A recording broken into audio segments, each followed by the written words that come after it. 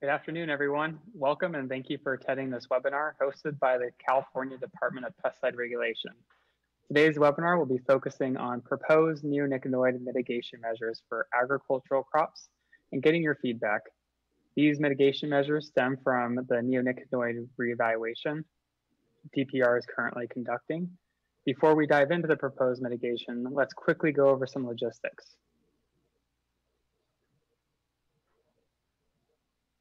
Spanish interpretation for today's webinar is being provided. All attendees watching on Zoom will need to click on the interpretation icon and choose the language of their choice, either English or Spanish. Once you choose the language, you may wish to mute the original audio. This does not apply if you're viewing through the webcast link, as you will have needed to choose your preferred language already. We can only project one set of slides, however, so if you are listening into the Spanish interpretation, you'll want to get a copy of the Spanish set of slides on our webpage.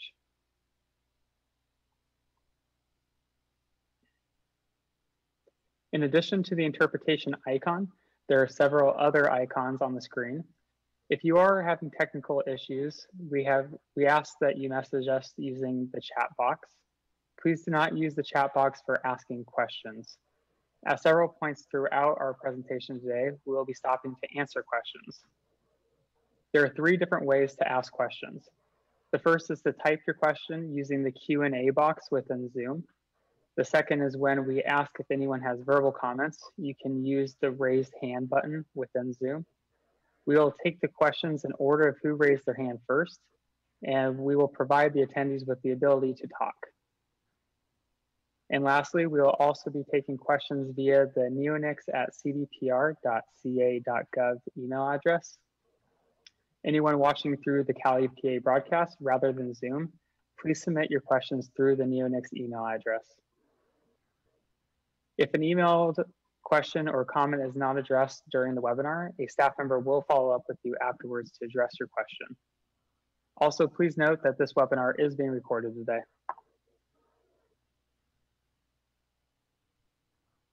Throughout this presentation, we'll be referring to the supporting materials that were posted to our website a couple weeks ago.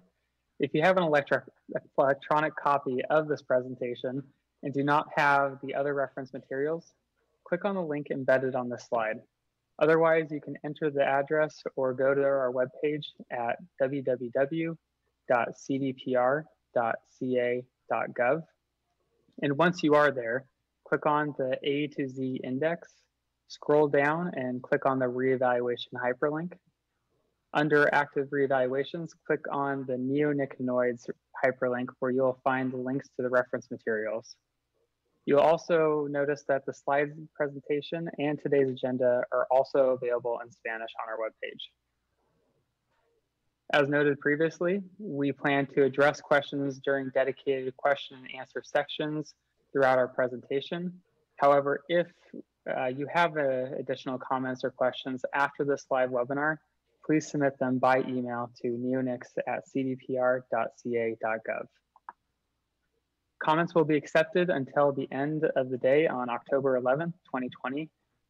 Please note that the slide does say September 11th. However, we have granted a request to extend the comment period by 30 days to allow more time to review and substantially comment on the draft regulations. This will be discussed further at a later point in the presentation.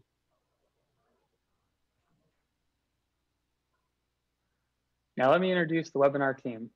Representing the Department of Pesticide Regulations Reevaluation Unit, we have here today Brittany Clendenin, Denise Alder, and myself, Russell Darling.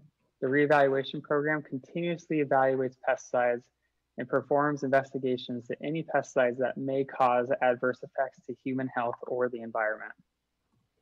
Also with us today is our Assistant Director, Dr. Karen Morrison, and DPR's Director, Val Dulcini.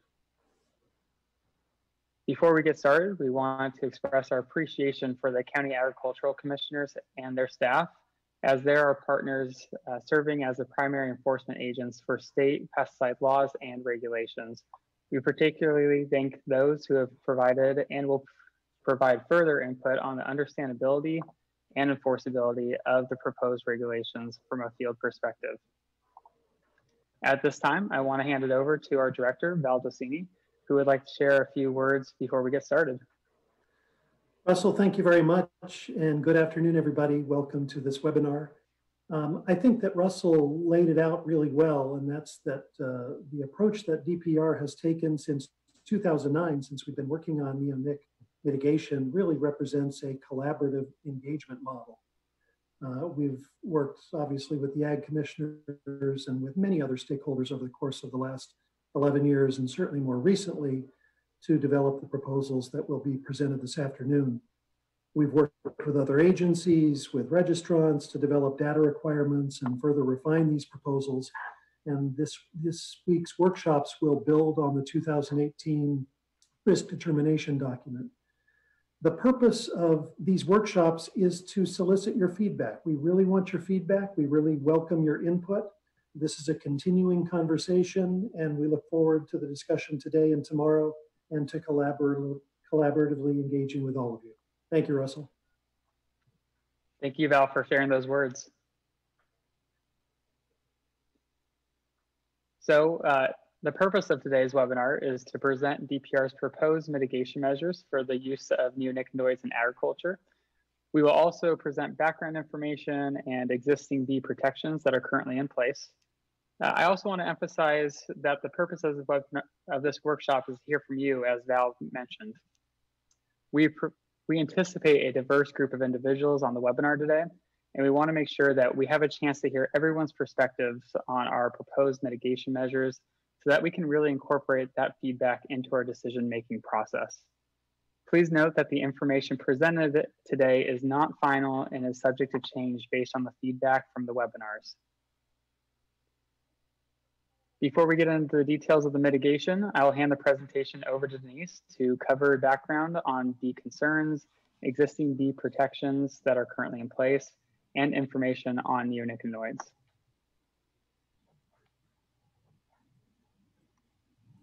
Thank you, Russell. Over the last several years, there have been many discussions around honeybee colony declines worldwide and the factors that could be playing a role in this effect. Scientists at the U.S. Department of Agriculture and the U.S. Environmental Protection Agency looked into the issue and found that the factors contributing to the decline of bees are a complex set of stressors and pathogens. Bee colonies can be affected in multiple ways, but the most common factors involve predatory insects such as varroa mite, which transmit deadly viruses to the honeybee, bacterial diseases such as American foul brood, malnutrition from a lack of diversity of food sources available, habitat loss due to changing land use patterns and farming practices, and a direct pesticide exposure, such as a bee or colony being sprayed or drifted upon, as well as indirect pesticide exposure, where pesticides are found in nectar and pollen that is then brought back into the colony. All of these factors can cause compounding effects and complex interactions. DPR has regulatory authority over pesticides, and as such, our efforts are strictly looking into the interactions between pesticides and pollinators, which brings me to my next slide on the background of neonicotinoid pesticides. In the news, you may have heard about several different pesticides that may be affecting bees. These include fungicides, insecticides, tank mixtures, or a combination of pesticides. DPR received an adverse effect report identifying possible risk to honeybees from exposure to imidacloprid, triggering DPR's reevaluation of the nitroguanidine substituted neonicotinoids. This chemical class includes the active ingredients imidacloprid, clothianidin, thiamethoxam, and dinotefuran.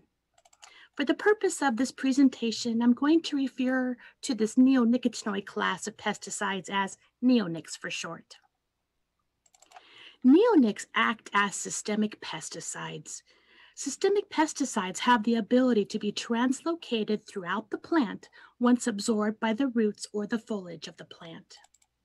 These pesticides can be applied as a foliar or soil application and are especially effective on sucking insects such as aphids. Neonics are registered for use on a wide variety of crops such as citrus, stone fruits, oilseed, and citrus grains. Imidacloprid was registered in California in 1994, and a decade later, the other three active ingredients were also registered. Other regulatory agencies are addressing neonicotinoid mitigation measures to protect pollinators in a variety of ways. In January of this year, US EPA announced the availability of their proposed mitigation plan for neonicotinoids.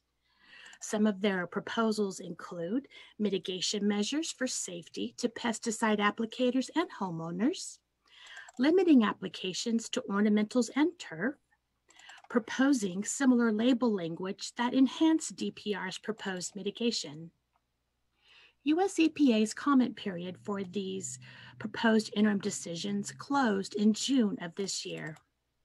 Next, US EPA will assess the comments and finalize their mitigation plan. Based on the final plan, pesticide companies will be required to make changes to their pesticide product labels. In addition to California, other states have enacted or are in the process of enacting regulations to further mitigate neonicotinoid use. These efforts include prohibiting applications, adopting stewardship and best management practices, and limiting use by the general public. As you can see, different approaches to address neonicotinoid exposures are in various stages of implementation across the United States. Next, I will cover what DPR has been doing to address neonicotinoid exposures to bees. As DPR progresses through the rulemaking process for neonics, I want to remind you that DPR has already instituted several bee protections. The California Managed Pollinator Protection Plan document, also known as MP3s, is a central location to find all of California's initiatives to protect pollinators, such as current laws and regulations, citrus bee protection areas, bee protection practice agreements, bee registration and notification of applications, which can be done through an application called Beware. And lastly, many pesticide labels already have environmental hazard statements designed to protect pollinators that must be followed. These are existing pollinator protections DPR currently has in place. Now, I'd like to transition into how DPR is addressing neonicotinoids. As mentioned, the reevaluation was initiated due to possible adverse effects to honeybees. As part of the reevaluation, DPR required companies to conduct comprehensive studies by collecting pollen and nectar residue data in certain crops and honeybee toxicity data to assess exposure and risks to bees. Residue data included different rates and timing of applications. DPR scientists evaluated these studies as well as public literature and used the analysis to determine risk. DPR scientists assessed data from residue trials of the 4 neonics at various rates and timings and compared them to colony feeding studies.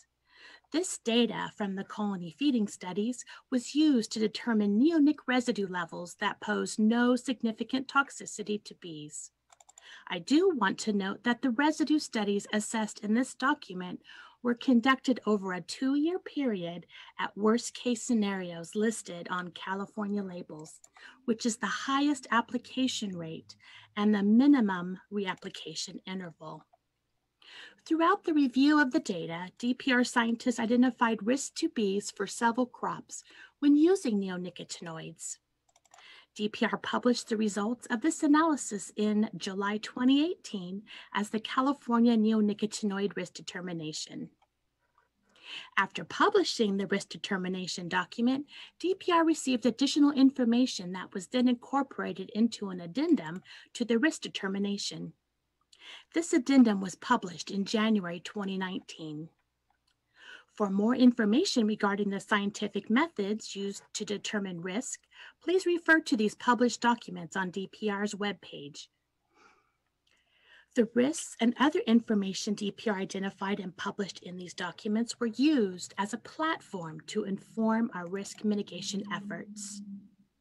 The risk determination was based on identifying risks as if each of the active ingredients were used at the worst case scenarios. However, DPR also had a number of non-worst case scenario residue studies on file. In the time since the addendum was published, DPR has reviewed these studies also to identify whether lower application rates could serve as a mitigation option. I will now hand the presentation over to Brittany to discuss our mitigation efforts based on this determination. Thank you, Denise. Following the publication of the risk determination documents, DPR has been working to develop a strategy to mitigate risk from bees from neonics. One of the questions that DPR was faced with, besides what the mitigation will be, is how we will be implementing the mitigation. Although requiring pesticide label changes might seem the most straightforward way to implement mitigation, it is important to note that DPR is preempted by federal law from requiring changes to pesticide product labels. Therefore, DPR is proposing to implement the needed mitigation measures by adopting regulations. As DPR worked to draft the proposed regulations, we took many different factors into consideration during the decision-making process. The factors considered in the decisions are pesticide residue and honeybee toxicity study findings, current pest management practices, including critical pest issues such as the need to control invasive pests like Asian citrus psyllid, resistant management and the availability of multiple pesticides for growers to rotate, and the level of pollinator exposure, including the use of managed pollinators and the attractiveness of each crop to bees. DPR is trying to balance a complex issue of keeping a critical crop protection tool available while also protecting bees. As such, DPR is applying a multi-level approach based on the crop's attractiveness to bees. Next, we will walk you through what that looks like.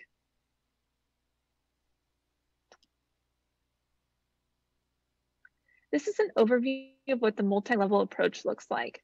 I will first summarize it and then go into more detail in the following slides. DPR is proposing 3 levels of restriction based on each agricultural crop relative attractiveness to bees. On this slide, I will walk you through this from bottom to top. At the bottom level are crops that are not attractive to bees or are harvested before bloom. DPR determined that the labeled use on these crops do not present risk to bees, and therefore no additional mitigation measures are needed. At the middle level are crops that are moderately attractive to bees. For these crops, DPR is proposing general application restrictions, including prohibiting applications during bloom, limiting use of one of the active ingredients per season per year, and only one application method, that is either foliar or soil applications. In addition, DPR is proposing additional crop-specific restrictions when managed pollinators will be used with the crop. At the top level, we have crops that are highly attractive to bees. For these crops, DPR is proposing both the general application restrictions that I just described and additional crop-specific restrictions.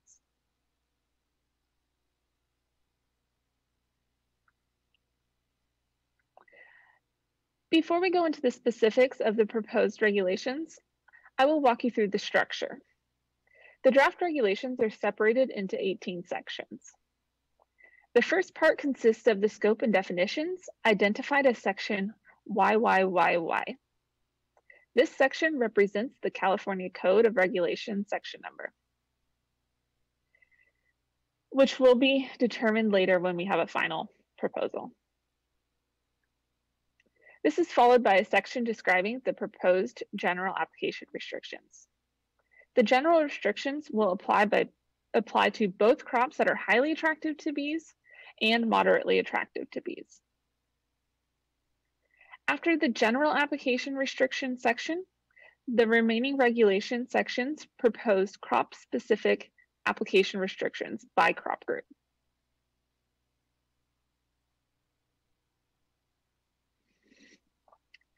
As we mentioned at the beginning of this presentation, DPR is looking for your feedback. As we walk through the proposed regulations, please keep in mind these topics: the extent of the mitigation or how feasible it is, the organization and clarity of the draft regulations, is it understandable, the appropriateness of the proposed application rates and timings, concerns about efficacy against pest for each of the application rates and timings,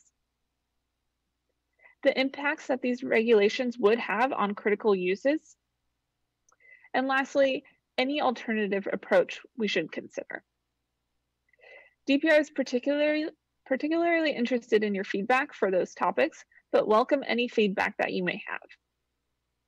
We will be stopping at various points throughout this presentation for questions and comments, and you can always send an email at any point to neonics@cdpr.ca.gov.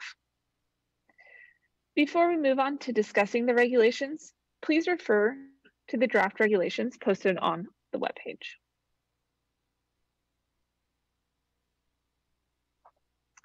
The next 3 slides will cover the scope and definition section. In the top right-hand corner of the slide is a reference to the page of the draft regulations where you'll find the section we are discussing. The regulation provides proposed definitions for 4 terms. For purposes of the proposed regulation, DPR proposes to define bloom to mean from bud break until complete petal fall, crop group to mean the groupings of agricultural commodities specified in Title 40 CFR, Code of Federal Regulations. Growing season to mean the time period from planting until harvest is completed for a particular annual crop or biennial crop, and is not more than 1 year or 365 days for perennial crops with multiple annual harvests. And lastly, managed pollinators to mean any bees that are used by growers to provide pollination services.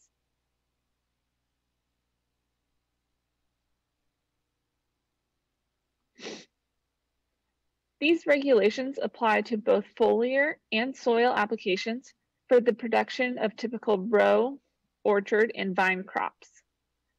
Subsection B is intended to clarify this scope.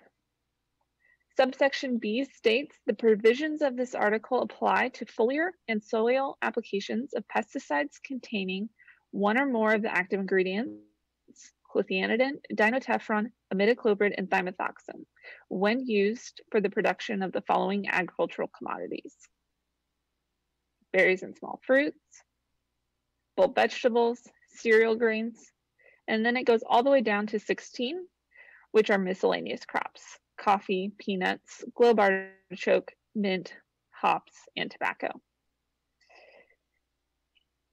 If a crop doesn't fall into one of these groupings, the regulations would not apply. As you can see in the draft regulations,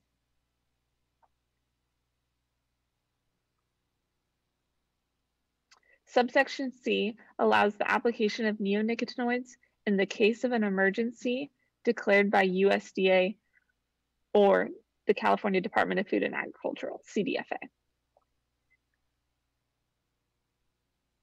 This is most likely to apply to invasive species or quarantine actions.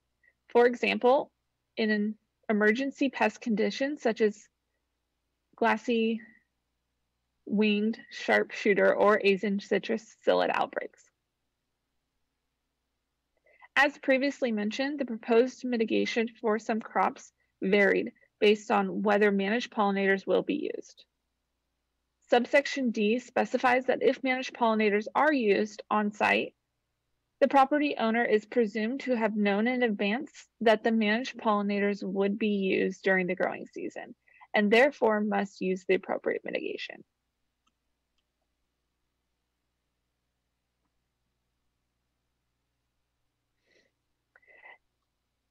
Now I'm going to cover the general application restrictions. DPR is proposing the general application restrictions apply to all 4 neonicotinoids when used on any of the crops identified as highly attractive or moderately attractive to bees. That is, those crops that pose risks of exposure to bees. We will cover more specific restrictions for each crop group later in the presentation. Subsection A prohibits application during bloom. Subsection B allows use of only one of the 4 active ingredients to a crop within the same growing season. And subsection C allows only one application type, either soil or foliar, to be applied to a crop per growing season, except as specified for palm fruits and stone fruit crop groups.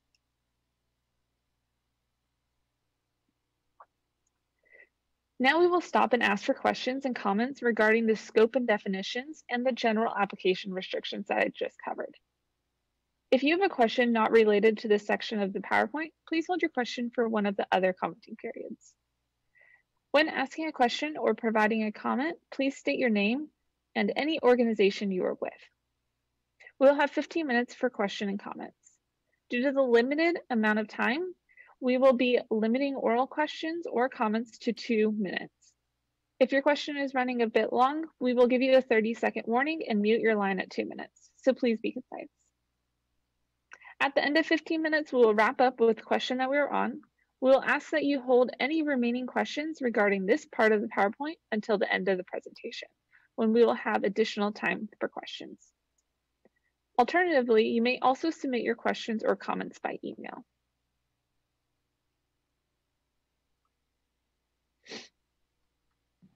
Okay, it looks like we do have a question in the question and answer box. So an anonymous attendee asks, what about unmanaged pollinators? For example, neonics are heavily used in cucurbits, and this poses a risk to squash bees that nest within the fields and sleep in the flowers of the crop. These are native pollinators that are more efficient than honeybees and are more likely to be impacted than honeybees because the squash pollen and nectar is the only thing they consume. Thank you for reading that, Brenna. Yeah, so as mentioned in the question, cucurbits would fall into the moderately attractive crop group.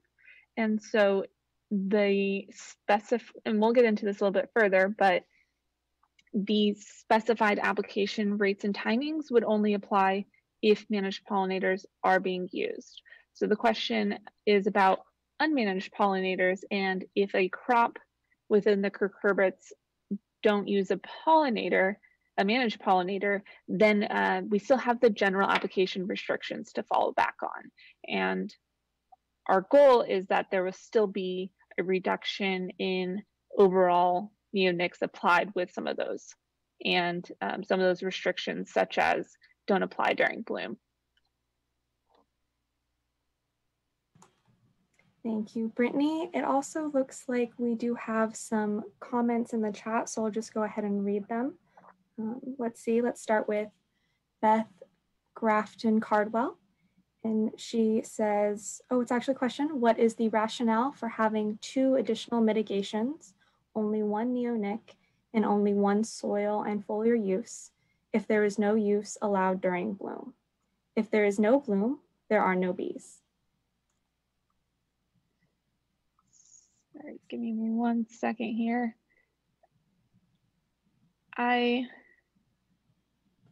Sorry, you were reading it and I was reading the one in the Q&A, and I think they're slightly different. What is the rationale for additional mitigation?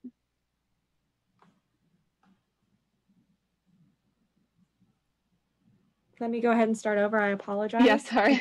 Beth has just rephrased her question in the question answer. Thank you, Beth. What is the rationale for additional mitigation, rate, number of applications, and 1 type of application? if the growers are not treating during bloom. If there's no bloom, then there are no bees. Yeah, so the rationale behind that is neonics are systemic, so applying during bloom does not equal the only risk that there is. And our risk determination and all the science that went into this looked at a number of different things and a number of different application intervals. And so those additional mitigations are based on trying to limit the systemic effects to bees.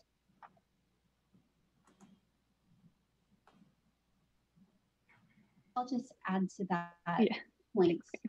One of the features that we see based on the studies that we received and analyzed during the risk determination is the applications that occur several months prior to bloom still will have residues in the pollen and nectar at the time that bees are foraging.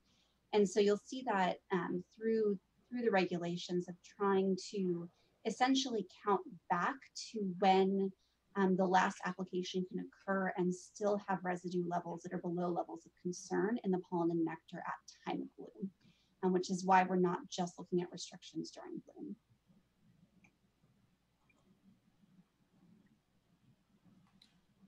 Okay, I don't see any raised hands at this time for any of the participants. So it doesn't look like there are any verbal questions at this moment. Shelley, can you go ahead and let us know if there's anyone submitting any questions by email at this point? No email questions at this moment.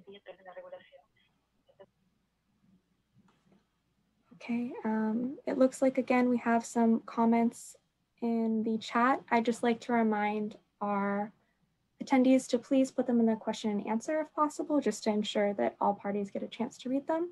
But I'll go ahead and read one that I see here from Stephanie. It's not totally clear, but it looks like Stephanie Pereira says, if they apply it to the soil and the native bees are nesting in the soil, not applying during bloom is enough. Okay, it sounds like it was just a comment in response to the answer. Okay. All right, are there any more questions? Oh, here's a question and answer from Judy, and she asked, can we comment? Brittany, I mean, obviously, yes, Judy, you are allowed to comment. Just feel free to put them in the question and answer section so it's easier for us to kind of ensure that everyone gets a look at them. And Judy, were you looking to make a live comment? If so, please use the raise hand function. Oh.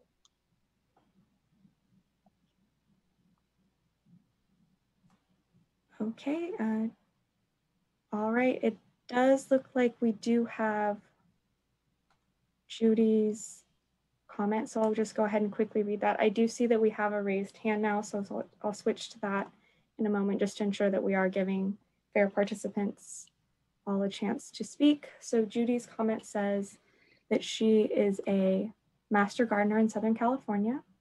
Neonicotinoids can be sprayed into foliage or applied as soil drenches, but they are predominantly coated onto seeds to protect them from soil pests. When the seed germinates, the pesticide is absorbed and it spreads systemically throughout the plant. It eventually reaches the pollen and nectar, which is how pollinators are exposed. In April 2018, aimed at protecting insect pollinators, EU member states voted to ban the outdoor use of 3 types of neonicotinoid pesticides: clothianidin, imidacloprid, and thimethoxam by the end of 2018. In September 2018, France banned all uses of neonic pesticides, including thimethoxam and acifidamide 12. In May 2019, EPA banned 12 types of neonics, including clothianidin and thimethoxam, but kept 47 neonicotinoid products on the US market for indoor and outdoor application and seed coatings. Of the 5 neonicotinoids discussed here, MDAR allows 3514 imidacloprid products, 3 acinetoprid on January 2022, in 2020, the EPA announced a new pesticide. I think that's a comment. It doesn't sound like there's a question, but thank you so much, Judy, for your comment. We do have a lot of people going ahead and going through questions and answers, but I am going to go ahead and again, move through and give our participants who have their hands raised an ability to talk. So I'm going to go ahead and start with our first verbal comment from Brian Van Ronian. Brian, I'm now allowing you to verbally speak. You can please unmute yourself when you are comfortable and go ahead and give your verbal comment. Can you guys hear me okay? Yes, we can. Okay, thank you. My name is Brian Van Groningen. I'm a farmer in the Manteca, California area. We farm approximately 2,800 acres of cucurbits annually.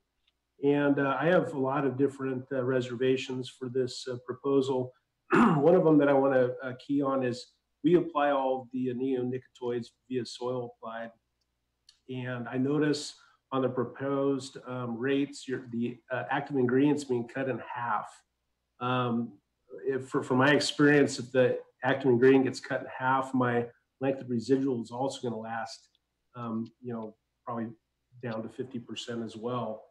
And so I just don't see how these products are going to be effective for a large scale grower like myself going forward. Just kind of curious why the active ingredients being so drastically cut. Thank you for your question, Brian. What crop were used? Watermelons and pumpkins. Oh, okay. So the label rates or the proposed usage rates that we will get to in just a little bit, we're not quite there in our presentation yet, but those rates that we're proposing are based on studies conducted at that rate. So a study may have been conducted at the full application rate on the label, and it might have posed a risk to bees. And if they did a lower application rate and it showed that it was not going to propose a risk to bees, that is the rate that we are proposing. But we do understand your concerns about lower application rates not being effective, and that's really what we kind of want to hear today. If you think a label rate may not be effective, we do want to hear that. And other options would be to just prohibit the application altogether, or I guess we're looking for feedback on that.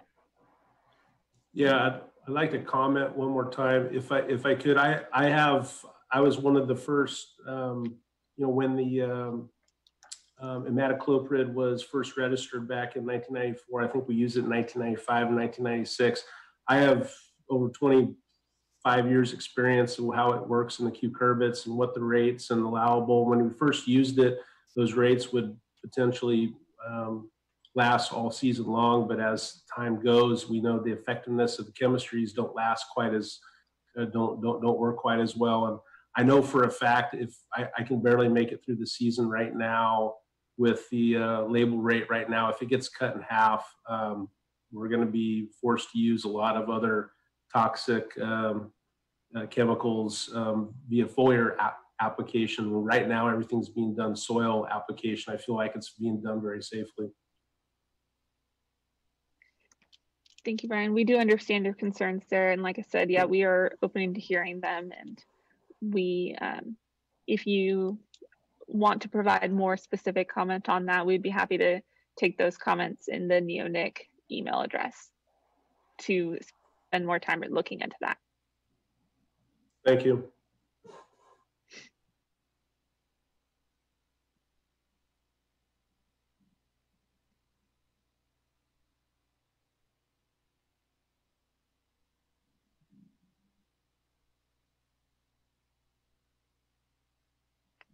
Okay, I think we are at the end of time for that commenting period.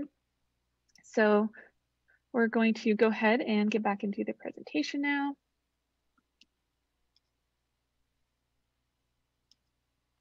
And All right, thank you, Brittany.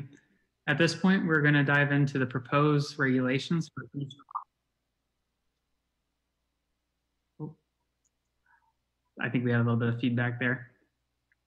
Can we advance the slide?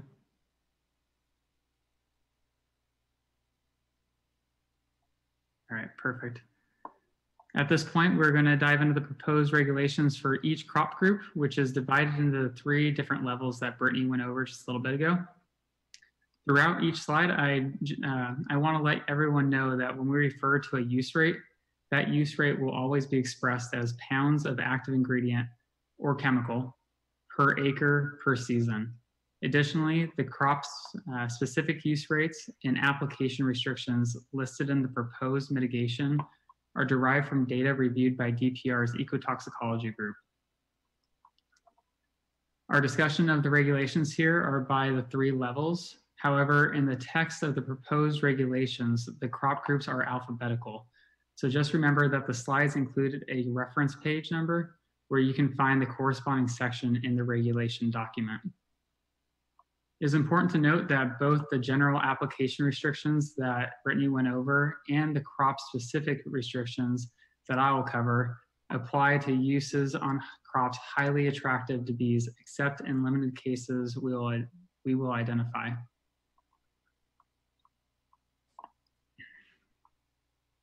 So first up, for the citrus crop group, which includes crops such as oranges and lemons, the proposed crop-specific restrictions would limit soil applications to a specific rate between petal fall and a specific date, either January 31st or December 15th.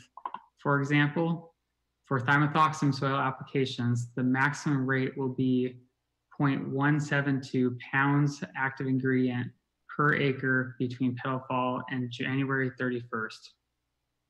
I also want to note that the active ingredient is identified as AI in this table, and we're going to refer to active ingredient as AI as we move through this presentation. Foliar applications for all 4 chemicals would have a maximum application rate of 0.172 pounds AI per acre after petal fall, with the second application no later than December 1st. I'd also like to note that for the most part, the maximum application rates proposed by DPR are within application rates found on currently registered product labels. However, one of the exceptions is the maximum soil application rate for imidacloprid. The proposed rate of 0.086 pounds AI per acre is less than the rate on currently registered product labels. Another option to consider would instead to prohibit soil applications to citrus crops.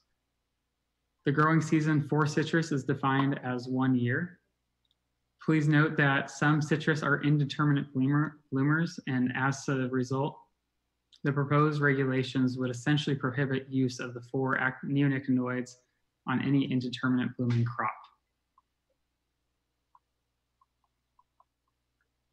For the palm fruit crop group, which includes crops such as pears and apples, the proposed crop-specific regulations would limit soil applications of any of the 4 neonicotinoids from post-bloom to harvest with a maximum application rate of 0.38 pounds AI per acre.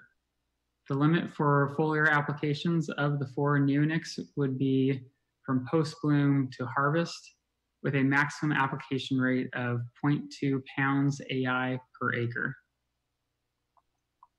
Please note that DPR is proposing an exception to one of the general application restrictions for pome fruit. In the case of pome fruit, both soil and foliar applications can be made during the season up to a total maximum of 0.5 pounds AI per acre, with foliar applications not to exceed 0.12 pounds AI per acre. DPR is proposing this exception because we have data indicating that the combination applications with the specific limitations do not present a risk to bees. The growing season for pome fruit is defined as 1 year.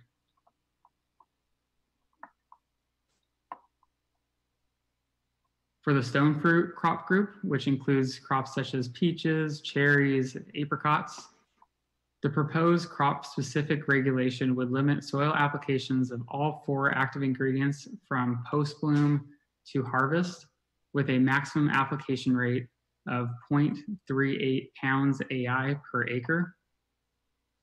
Note that maximum foliar application rates vary with each chemical, so I would like to give an example of imidacloprid. The limit for foliar applications of imidacloprid would be the period from post-bloom to harvest, with a maximum application rate of 0.5 pounds AI per acre. Like palm fruit, DPR is proposing an exception to one of the general application restrictions for stone fruit.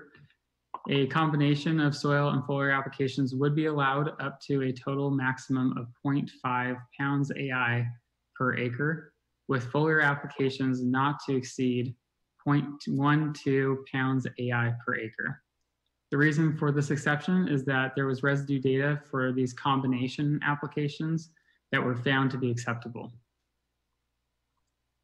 Please note that DPR is proposing to prohibit soil applications of clothianidin and imidacloprid on peaches. The growing season for stone fruit is defined as 1 year.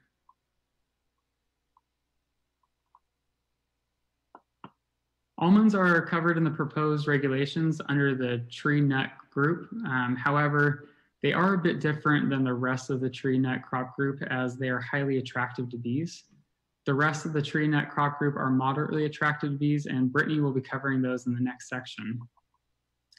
The proposed crop group or crop-specific regulations would prohibit soil applications in almonds, while the foliar applications are limited to a maximum of 0.2 pounds AI per acre between post-bloom and harvest for all 4 active ingredients. The growing season for almonds is defined as 1 year. Now we'll stop and ask for questions and comments regarding the proposed mitigation measures for crop groups that are highly attractive to bees that I just spoke on. Those are citrus fruit, stone fruit, palm fruit, and almonds. If you have questions not related to those crops, we ask that you hold them until another commenting period. As before, when asking a question or providing a comment, please state your name and any organization you are with. Again, we have 15 minutes for questions or comments, and oral questions will be limited to 2 minutes. At the end of the 15 minutes, we will wrap up the question we are on, and we will ask that you hold any remaining questions until the end of the presentation or submit them by email. Okay, right off the bat, we have a couple of questions in the question and answer box. We'll go ahead and start with the first one from an anonymous attendee, which asks, why are some soil uses that are listed for palm and stone fruit do not reflect the current registrations? In other words, the uses and rates do not reflect current labels. So most of the crops that, or the application rates that we're proposing do fall into rates that are currently listed on registered labels. So if you have a specific example of a product that it's not falling within that rate, let us know and we can look into it. But generally, our rates are based off of residue data that was submitted to us and compared to those colony feeding studies that Denise spoke on a little bit earlier. And based on that comparison, we can say what would be a risk to a bee or what is not. And so that's how we're determining our rates. Thank you, Russell. We do have a number of other questions and answers to get through, and I also see an email question and someone with their hand raised, so please be patient with us as we get through all of these, but we'll go ahead and start off again with a question and answer from a Jane Saverly from Exponent, who asks, for the citrus crop group, why has the rate for imidacloprid used in soil applications been reduced when the risk determination shows very little risk from this use at an application rate of 0.5 pounds AI per acre? So I guess the first start off, the risk determination, it didn't parse out soil and foliar applications. And so in our regulations, we're taking that next step of parsing out in those different application types. For imidacloprid specific, and some of this is defined based on residue bridging strategies. And I guess, so to back up a bit too, in the coming weeks, we're actually going to be posting more information on our webpage that details what our bridging strategies were. And so that would be a good document to refer to when we get to that point. I'll just add in one thing beyond that. Some of the studies that we used in the risk determination, as we were going through and doing our additional evaluations in crafting mitigation measures, realized that in some cases were not sufficient to be able to use as the basis for mitigation, and so have had additional refinement. Happy to talk in more specifics about the exact studies separately from this webinar, so really appreciate the question. While I'm on, I just want to read another question that we received because I think it's really a good point. I want to make sure that we make it with a larger group, which is from Brian Van Groning asking, do all of the, he primarily uses chemigation, do all of these restrictions apply to chemigation or only foliar applied and soil applied? We would consider chemigation to be a soil application. So I just want to make that point clear as we're moving through this. I think it's helpful for all of the crop groups. So hand it back over to Brenna. Okay, thanks, Karen. We're also going to get through one more Q&A before I might move over into some of our other options for response, but let's go ahead and start with Beth, who asked by Q&A, systemic imidacloprid is critically needed to manage azan citrus psyllid in commercial citrus. This is a voluntary program, and so it would not be covered under emergency exemption by CDFA. Therefore, its use would be eliminated because of the rate change. This would have a devastating effect on the fight with ACP and HLB because it is hands down one of the top 2 disease management tools because it is an antifeedant and toxicant. Citrus is only highly attractive during bloom, and in most cases that lasts for 30 days. Do we have any response? It's a really great comment. Thanks, Beth. Yeah, thank you, Beth. That's great information, and we'll take that into consideration as we're moving forward.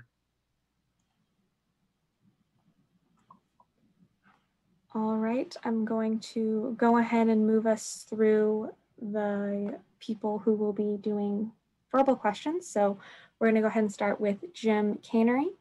Jim, I know you're attending by phone, but I'm going to go ahead and allow you to talk. Go ahead and unmute yourself when you have a chance and make your comment or question.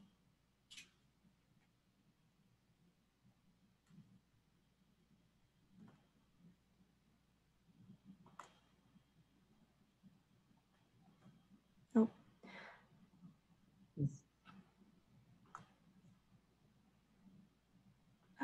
You there, Jim?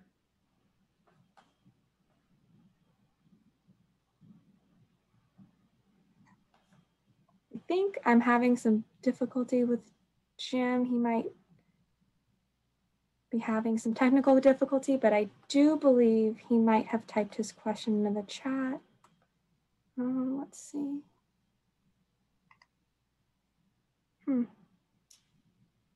Jim, can you go ahead and type your question in the Q&A when you have a chance? It seems like we're having some technical difficulty allowing you to speak.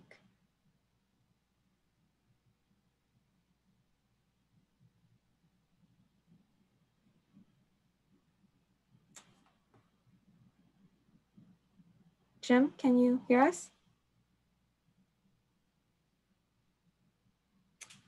Sorry, Jim. Go ahead and type it into the question and answer section. We'll go ahead and move through the email question for now because we're unfortunately having some difficulty getting your voice on our webcast. Okay, so it does look like we have an email question. I'm going to go ahead and read that. Okay. Why are you not using the label approved for EPA, but using USDA or CDFA and declaring an emergency? Again, that's a question received by email. I'm actually not quite sure what that's referring to. Yeah, I am uncertain. Well, I'll answer that first, and thank you for reading that, Brenna. So we, as a baseline, look at labels approved as a way to think about what requirements are in place for any pesticide. What we are allowed to do as a state is to impose additional restrictions above and beyond that, which is what we're proposing here. The specific requirements around USDA and CDFA are looking at providing an exemption in the event of a quarantine pest or other emergency to allow the continued use of, in this case, neonics, above and beyond what is restricted under these regulations. So it's a specific exemption beyond what's covered under the labels or under the other regulations that we're discussing today. Thank you, Karen. It doesn't look like we have any more live questions, but we do still have a number of Q&As to go through. So we do have about 7 minutes left. We'll go ahead and get started with Judy, who asks, why is soil application on almonds prohibited? After the bees are done pollinating, is soil application still dangerous to them? So as I mentioned, our regulations are based on residue data that we evaluated.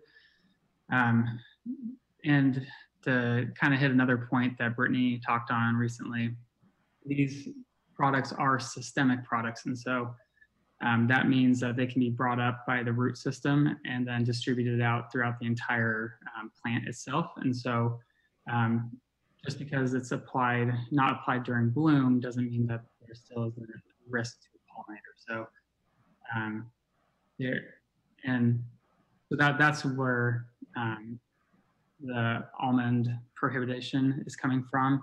And also that bridging strategy that I spoke on a little bit earlier, that we're going to be releasing later on, probably next week, will speak to almonds as well. Perfect. Okay, so now we have another oral question from an Alyssa Hudeby. Alyssa, I am promoting you and allowing you to talk. Please speak when you are able. Good afternoon. Thanks for the opportunity to comment. My name is Alyssa Halpy. I'm with California Citrus Mutual. I don't have a specific question at this time, but I do want to thank the department, Val, Karen, and the entire reevaluation team for engaging with the citrus industry throughout this process. And we definitely look forward to working with you as the process moves forward. As raised in the previous comments, our initial concerns are that the proposed mitigations don't align with the risks identified in the risk determination. And while we fully understand that the proposed mitigations are not final, as drafted, they would be quite devastating to the citrus industry. Essentially, they would undermine our existing IPM programs, particularly with regard to the Asian citrus psyllid and Wang Long Bing. Again, these concerns were already raised, so I won't go into too much detail here. But I do want to say again that we look forward to walking through the proposed mitigations in more detail with your team as the process moves forward. And thank you again for engaging with industry. Thank you for your comment. We look forward to speaking to you as well. Okay, let's go ahead and get a couple more of these Q&As answered. So Brian again poses a question, a general question related to all crops. On my family's farm, we apply these chemistries via chemigation in a subsurface drip line buried 12 inches below the soil level. Do all of these restrictions apply to chemigation or only foliar applied and soil applied? Chemigation is much different in my opinion. The chemigation method is essentially a closed system type of application. Did we already answer this question? We have not yet, but in these regulations, when we're talking to mitigate or chemigation, even if that line is 12 inches below the soil, these regulations would still be in effect. Perfect. Thank you, Brian, for your question and Russell for your answer. All right, we next have a question from Dan Rachnick of NRDC. Clarifying question, does the additional information that DPR plans to release include an initial statement of reasons, ISOR, for the draft mitigation proposal? Also, will it include anything else? So our ISOR will give a pretty detailed description of, well, it's going to include our peer review process. It's going to include the documents that went through peer review. It'll and Denise, jump in here if you have when you have a chance.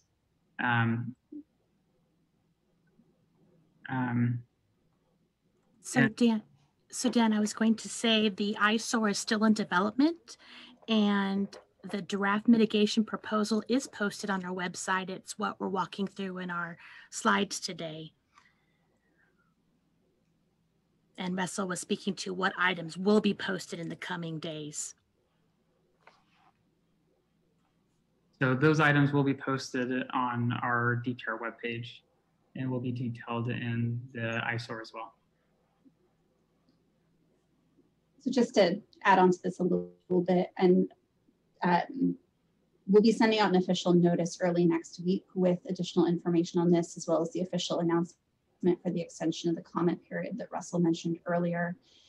We've had a number of early engagement with many of you who are on this call and really appreciate the early feedback. So we're trying to get additional materials out that have been developed that are helpful in your evaluation and analysis of the proposed mitigation to be able to really robustly engage with the materials that are available and to guide comments and feedback that you provide to the department. As Denise mentioned, the ISOR is still in development, but we will be providing information on some of our additional scientific documentation relative to the original 2018 risk determination, which Russell mentioned. We have also been working with CDFA on an economic analysis. And so there will be 2 different drafts of that that are also going to be published. And so those have been in various stages of edits. So we didn't have a chance to publish those prior to the workshop. So our hope is that in releasing them early next week is that there will be sufficient time for you to look at all of those materials and evaluate and account for them in the comments you provide to the department through October. Thank you, Karen. Thanks, Karen. Let's just take one quick question before we go ahead and end. Jim Cranery is now able to submit his question by chat, and Jim says that he has a comment. DPR, please explain why imidacloprid soil application rate was reduced so much when the risk determination didn't indicate that level of risk. Thank you. So some of the studies that were included in the risk determination were ultimately left out going into our regulations. And the reason for that is, for example, one may not contain pollen or nectar, having those 2 matrices. I don't have the study information in front of me right now, but I can definitely explore that a little bit more for you, Jim. And then also, when we were doing our risk determination, those risk indicators weren't divided up into the soil and the foliar applications. It was just kind of general. And so when we move into these mitigations or these regulations, we're being specific to the application type. But we can definitely explore that a little bit more for you.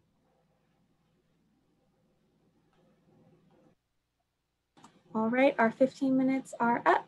So we're going to move on through the presentation.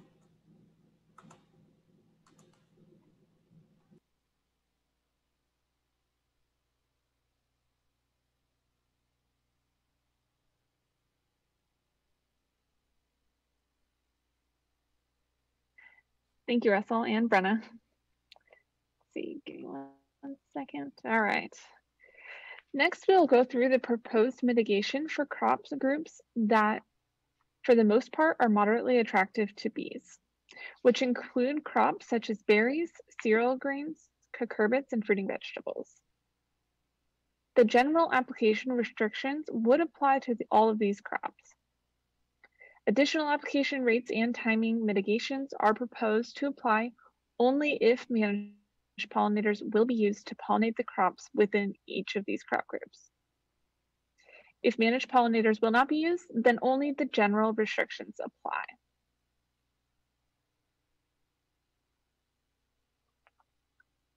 To help clarify this, here is a flowchart for crops that are moderately attractive to bees.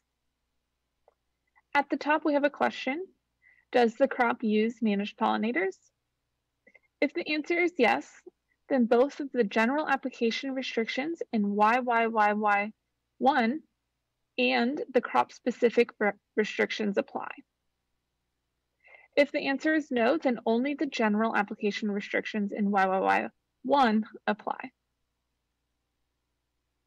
For example, strawberries is a crop that does not use managed pollinators.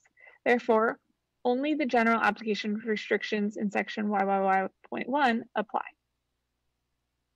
And the crop-specific restrictions under berries, section 0.2, do not apply.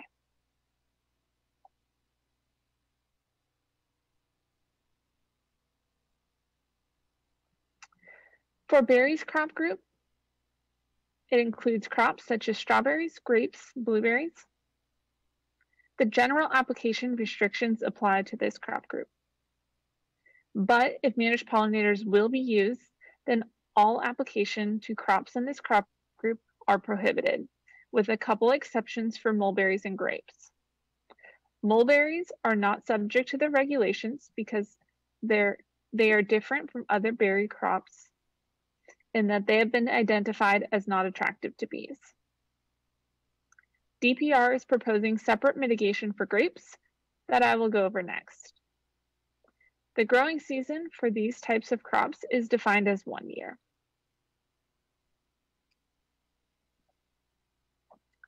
For grapes, the general application restrictions apply, and if managed pollinators will be used during the growing season, then soil applications of clothianidin, dinotefron, and thimethoxam will only be allowed up until bud burst, with a maximum application rate of 0.2 pounds active ingredient per acre.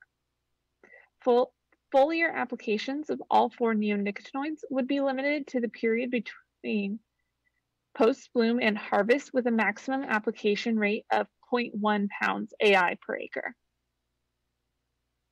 In addition, DPR is proposing to prohibit soil applications of imidacloprid to grapes.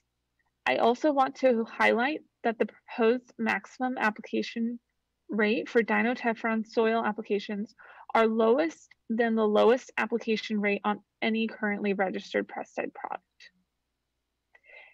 Another option to consider is to prohibit soil applications of dinotefron to grapes. Again, the growing season for grapes is 1 year.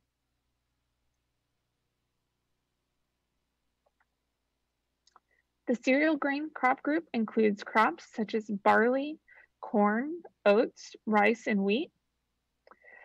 Some of the crops in this group are moderately attractive to bees, and some have been identified as not attractive to bees.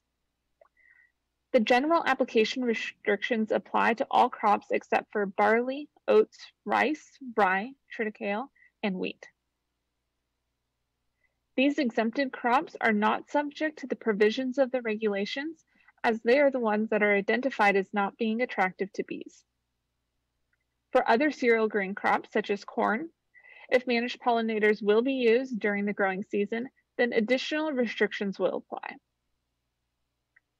Soil applications of any of the 4 neonics would be limited to at seed planting, with a maximum application rate of 0.18 pounds active ingredient per acre. Foliar applications would be limited to the period from planting until heading, also known as inflorescence or tassel emergence, with a maximum application rate of 0.126 pounds active ingredient per acre. The growing season for cereal grains is from planting until harvest. If managed pollinators will not be used on these other cereal grain crops, only the general application restrictions apply. The cucurbit vegetable crop group includes crops such as cucumbers, squash, pumpkins, and zucchinis. The general application restrictions apply to all cucurbit crops. If managed pollinators will be used during the growing season, then additional application restrictions will apply. The proposed rate and timings vary for each active ingredient. So I would like to just discuss dimethoxam restrictions as an example. Soil applications with dimethoxam would be limited to the period from planting until the 5th true leaf on the main stem unfolds, with a maximum rate of 0.172 pounds per acre. Foliar applications with dimethoxam would be limited to the period from planting until bloom, with a maximum application rate of 0.172 pounds of active ingredient per acre. I also want to point out that the proposed maximum application rate for imidacloprid is less than the rate on currently registered product labels. Another alternative would be to prohibit soil applications of imidacloprid on cucurbits. The growing season for cucurbits is from planting until harvest. There is an exemption to one cucurbit crop for which this table does not apply to, which is cucumbers. The exception to cucurbit vegetable crops are for cucumbers. For cucumbers, if managed pollinators will be used, then foliar applications of dinotefuran, imidacloprid, and dimethoxam are prohibited.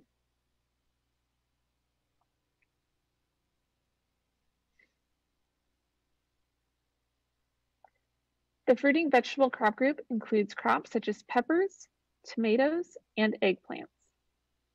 The general application restrictions apply to all fruiting vegetables. If managed pollinators will be used during the growing season, then additional restrictions will apply. For soil applications, DPR is proposing to prohibit use of imidacloprid. For the other 3 active ingredients, applications would be limited to the period from planting until the 3rd leaf on the main shoot unfolds, with a maximum application rate of 0.172 pounds of active ingredient per acre, with the exception for certain crops. Foliar applications would be prohibited across all 4 active ingredients. The growing season for fruiting vegetables is from planting until harvest. The exception for fruiting vegetable crops are for peppers, goji berry, ground cherry, martina, okra, roselle, and tomatillo. If managed pollinators will be used in these crops, DPR is proposing to prohibit soil applications of all 4 neonicotinoids. As I mentioned in the previous slide, foliar applications are already prohibited for these crops.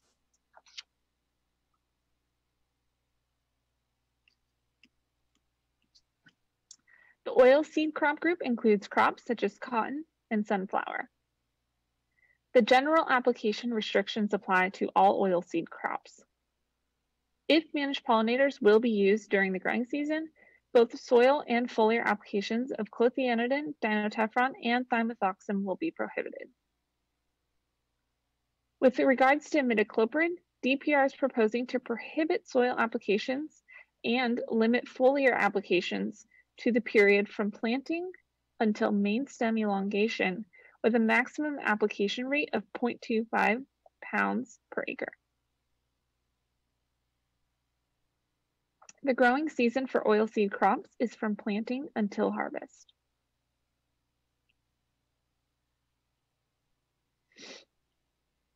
The root and tuber vegetable crop group includes crops such as potatoes, carrots, and radish. The general application restrictions apply to all root and tuber vegetables. If managed pollinators will be used during the growing season, then additional restrictions will apply. Soil applications of imidacloprid would be prohibited. Soil applications of the other 3 active ingredients would be limited to 1 application at seeding or tuber planting, with a maximum application rate of 0.2 pounds active ingredient per acre per season. Foliar applications would be limited to the period from planting to the beginning of main stem elongation or crop cover, with a maximum rate of 0.05 pounds active ingredient per acre per season. I also want to point out that the proposed maximum application rate for dinotefron of 0.2 pounds active ingredient per acre per season is less than the rate on any currently registered product labels. An option is prohibiting foliar applications of dinotefron. The growing season for root and tuber vegetables is from planting until harvest.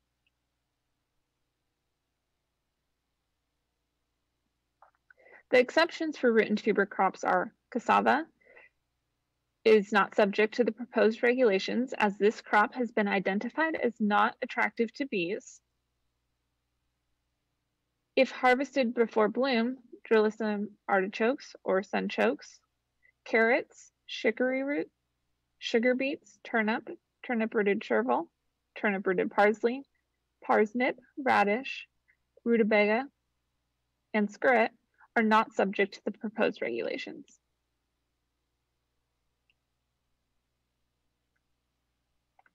The tree nut crop group includes crops such as almonds, walnuts, and pistachios.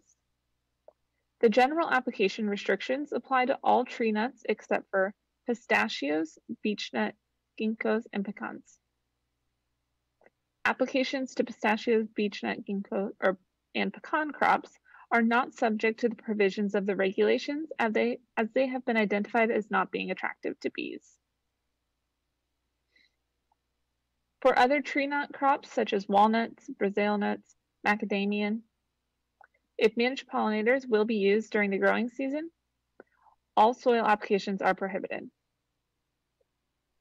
Foliar applications are limited to the period from post-bloom to harvest with a maximum application rate of 0.2 pounds of active ingredient per acre per season. If managed pollinators will not be used on these other tree nut crops, only the general application restrictions apply. But for almonds, as Russell previously discussed, since they are highly attractive to bees, the proposed application rates and timings in the table are required regardless of whether managed pollinators are being used. And lastly, the growing season for tree nut crop group is defined as 1 year.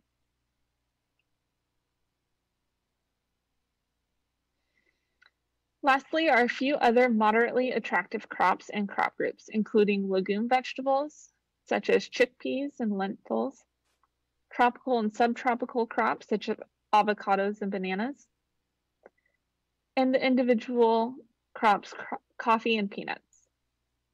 The general application restrictions apply to all of these crop groups, and if managed pollinators will be used during the growing season, then all applications of neonics would be prohibited.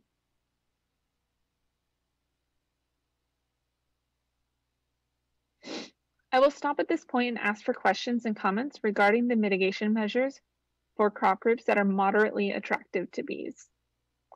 As before, when you speak, please state your name and any organization you're with. Again, we have 15 minutes for questions or comments and oral questions, and they will be limited to 2 minutes. Any questions remaining may be asked at the end of the presentation or submitted by email.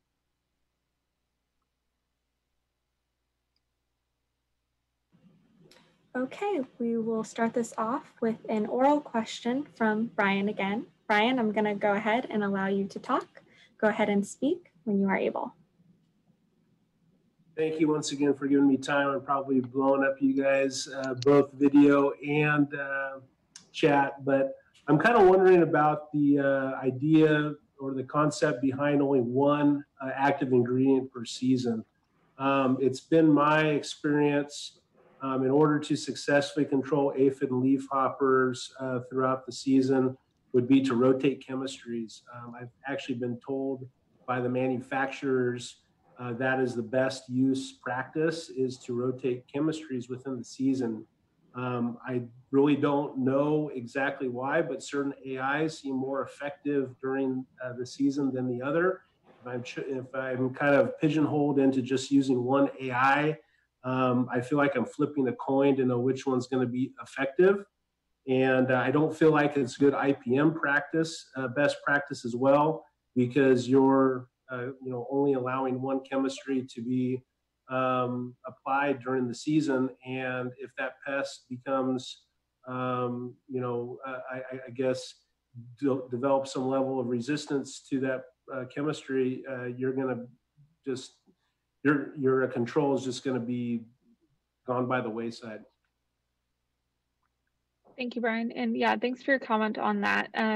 To circle back to your first point, which was about why we have that restriction of one active ingredient per acre, or one active ingredient per season. That was because it's an extra precaution, as our studies are direct with one active ingredient.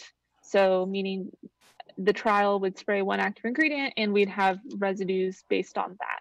And the risk determination, it's really not feasible, but the risk determination did not look at all 4 active ingredients being sprayed within the same year and how those might act together. And so because of that, it is an extra precaution that may protect bees from a mixture of neonics being used within one growing season. Okay, just speaking from experience, I mean, I'm in production agriculture. I understand the point of view that you guys are coming from, but just being out in the real fields, seeing what pests and beneficials and everything else that you have to contend with to bring a crop to a marketplace, it's nearly impossible to not rotate chemistries. I really feel like your group needs to be looking at that and making sure that all angles are looked at before products are taken away from us in production agricultural world. Yes, thank you for your comment on that, Brian. And we do understand the limited availability of pesticides to growers and always having the need of needing more active ingredients to be able to rotate. So we do understand your concerns there, and that's part of the reason why we are working to try to provide application rates that can be used versus just prohibiting applications. So we understand your concern there, and with regards to rotating through the different active ingredients, all 4 of the neonics are the same active ingredient, and for resistance management reasons, it is our understanding that it is best to rotate different mode of actions year to year, and so that is why we didn't think that using for all of that neonics within 1 year is doable.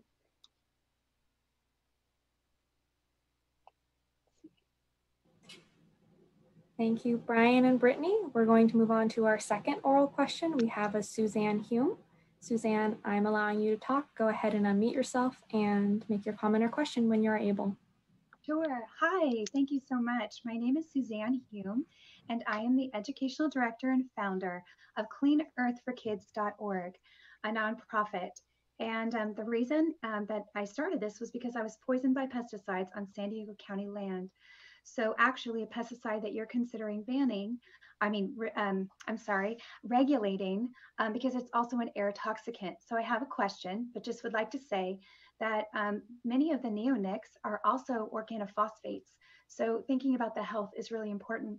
So so I have some questions here. So there are several, because we have dived in to, and we have from public records what exactly is being used on San Diego County lands and leased lands. there are several that are listed that are toxic to bees outside of these neonics, and they're not on your list. And so diazinon, for example, is an organophosphate that's toxic to bees. Malathion, I'm sorry, I'm nervous, is also toxic to bees, and it's an organophosphate. So we've got Fin, and I can put these in the chat.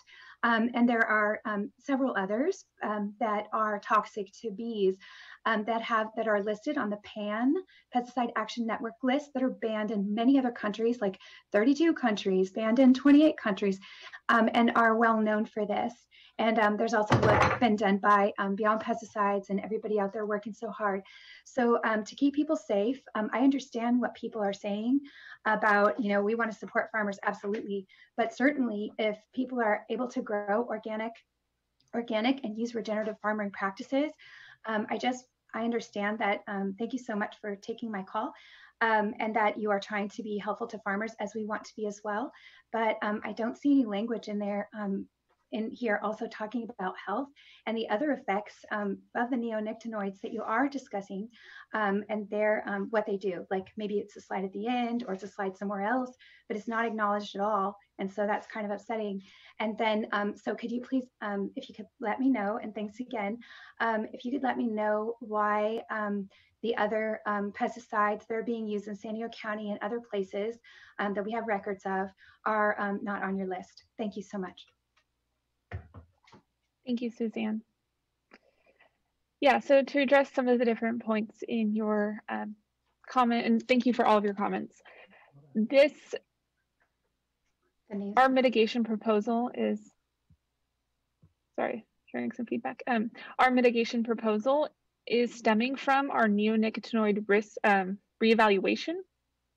And our reevaluation is solely looking at neonics. We do realize that there are other pesticides and active ingredients that can harm bees, but like I said, this proposal is directly from our neonicotinoid reevaluation, and that neonic reevaluation started because we had data that showed an adverse effect to bees from neonics.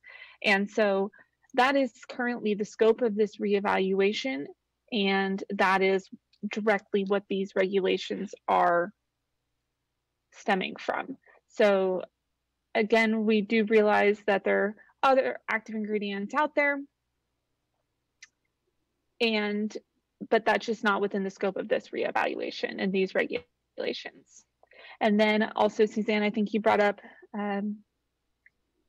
like human health impacts, and again, that is outside of the scope of this reevaluation, just because we were looking at impacts to pollinators. But I do want to make you aware that US EPA has issued their proposed interim decision for neonics, and they have looked at other areas of neonics, such as human health. And so I would advise you to look at US EPA's interim decision of neonics, and I'm hoping that some of their other areas might address some of your concerns there.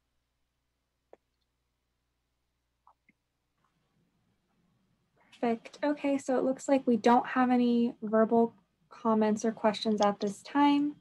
And we do have a number of question and answers, but they do seem very general. I want to ask Shelley in the email section, has anyone posed any questions specific to the crops we've just gone over that are moderately attractive to bees? Not specific to this segment, but we'll cover them at the end if we have time. Sounds good. Okay, well, that'll wrap up this question and answer section, and we'll just take all the general questions and other crop specific questions and move them to the end.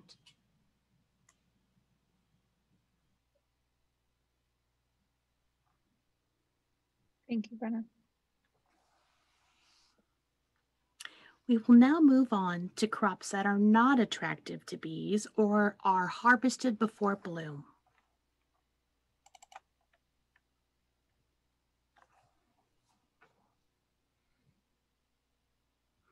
DPR has determined that for crops and crop groups that are not attractive to bees or are harvested before bloom, labeled applications do not present risks to pollinators, so no additional mitigation for these crops is needed. The crops that are included in this group include bulb vegetables such as onion and garlic, herbs and spices such as basil, cilantro, rosemary, leafy vegetables including brassica, cole crops such as celery, head and leaf lettuce, Brussels sprouts, mustard greens, and miscellaneous crops including globe artichoke, hops, mint, and tobacco. In cases when pollinators are used in these crops or when the crop is grown for seed, then applications of all 4 neonicotinoids are prohibited.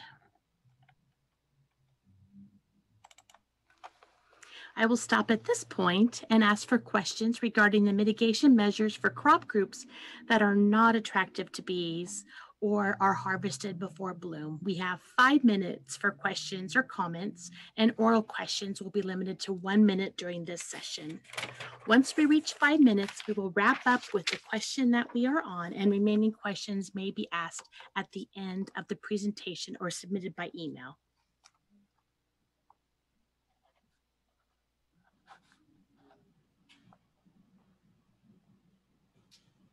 Okay, so at this time, it does not look like we have any verbal questions yet.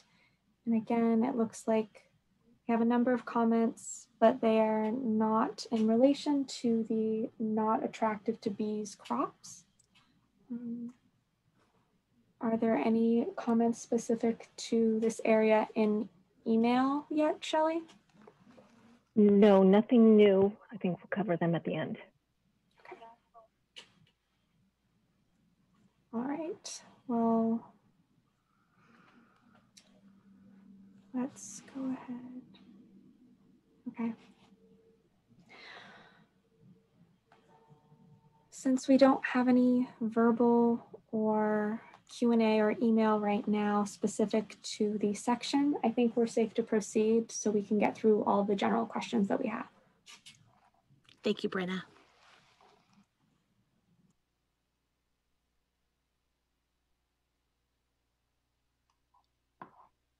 All right, to reiterate the information we covered, DPR is proposing a multi-level approach to mitigating neonicotinoid pollinator concerns in agriculture. The first level consists of crops that are highly attracted to bees that would be subject to general restrictions and crop-specific restrictions regardless of whether managed pollinators are used. The second level consists of crops that are relatively less attractive to pollinators. Proposed mitigation is split into 2 sections here. First, the general use restrictions such as do not apply during bloom applies to all the crops.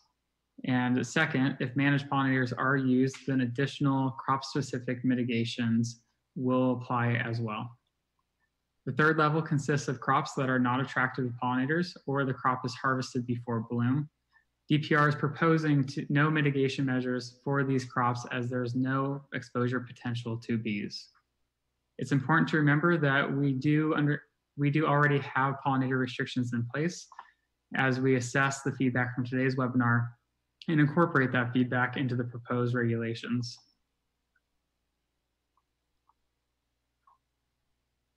As a reminder, comments will be accepted through October 11th, 2020. Again, please note that the slide says September 11th. However, we have granted a request to extend the comment period by 30 days to allow more time to review and substantially comment on the draft regulations. DPR plans to post several additional documents this coming week that may be helpful in developing comments and feedback, including 2 different economic analyses that CDFA conducted and other documents clarifying scientific evaluation. Look out for a California notice announcing the posting of these additional documents and the extension of the comment period.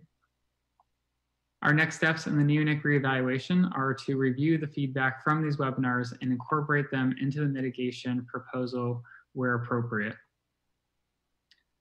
Additionally, DPR will continue to coordinate with the California Department of Food and Agriculture to receive an economic analysis for any revisions made to the proposal as well as meet with stakeholders such as the county ag commissioners, registrants, commodity groups, and the public as a part of our final mitigation development. We anticipate to formally notice the rulemaking proposal and post the draft regulations on DPR's webpage late in the 2020 calendar year. Depending on how extensive the feedback is, however, it may be early 2021. This process will include a formal rulemaking hearing along with a public comment period. If you have not done so already, please sign up for DPR's email subscription for notices of proposed regulatory action by clicking on the link embedded in the slide so that you receive information from our department once these items have been posted. At this point, we'd like to have an open question and comment session for the remainder of the webinar. We will conclude this webinar promptly at 5:30. Please remember to include your name and organization or group that you are with when stating or emailing your comments or questions. The email comments and questions to neonics@cdpr.ca.gov. As we move to our next set of questions, I just want to add on to what the team has presented on today to say thank you all for coming and participating. As all state governments were transitioning to figure out what it looks like to hold workshops through a webinar format, and so really appreciate the engagement in the chat and in the Q&A with a lot of discussion and really helpful feedback as we think about how this moves forward. So as Russell said, we'll go until 5:30, or we will end earlier if the questions are done. So we're not, we want to make sure we have sufficient time to be able to hear from all of you. And then would encourage you that as you're continuing to review these materials, talking with your colleagues and others, to submit additional comments and comments to the department through the end of the open comment period.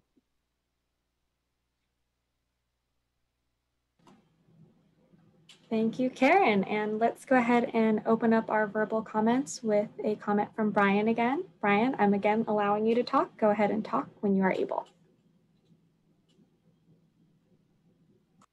Thank you very much. I'm becoming everybody's favorite Zoomer today. Just wanted to ask a kind of a, I guess, a question from a liability standpoint, or if this was any sort of, logistical difference. My farm is at the point where we are entering the point where we're going to be managing our own bee pollination. We're going to be our own managed pollinators service for our own farm. Is there any sort of difference if it's my crop, my land, my bees, my own pollination, I'm pollinating my own crops? Is there any difference whether it's first party, second party, third party when it comes to these restrictions that are being proposed? That's a great question.